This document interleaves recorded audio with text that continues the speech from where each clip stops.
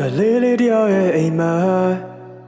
လူလက်ပိုင်းထိဆွဲလန်းခဲ့မိဘရိတ်ကနေထွက်ယုံကြည်တော်လက်မများတဲ့တောင်းနေကြောဖြတ်ခဲ့ဘူးတဲ့ပင်လက်ကြောဖြတ်ခဲ့ဘူးတဲ့လက်ပြောက်ခဲ့တဲ့နေဆွဲလက်ချခဲ့နေလာရဲ့စိတ်ဓာတ်မကြပဲ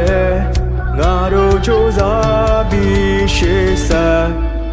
ရည်ရွယ်ခဲ့သောဘဝပန်းတိုင်းဘယ်လိုခက်ခဲတွေတွေ့စေရှေ့ဆိုင်ခဲ့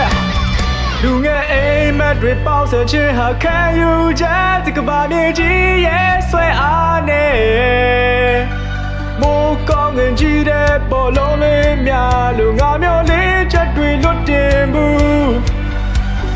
မခဲ့ဘူးတဲ့အိမ်မက်တွေမိုးဆက်များလို့ပြောင်းချလာခဲ့ပြီခုနေအောင်ချီတဲ့ကနေယုံကြည်မှုဒါမရှိကတတ်တဲ့တခု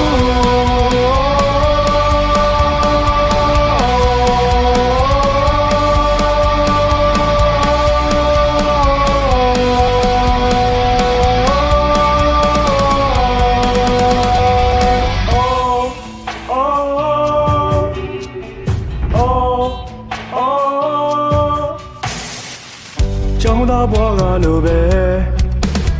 စာမေးပွဲတိတ်ကြောက်ခဲ့ဘဝနဲ့ပတ်သက်လာတဲ့